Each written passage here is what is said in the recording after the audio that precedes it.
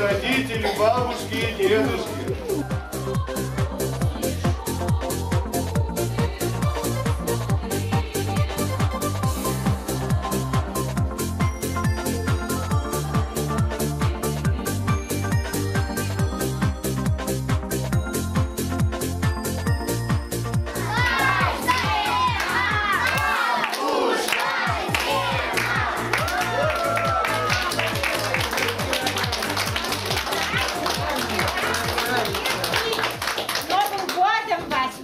Маленькие мои золотые.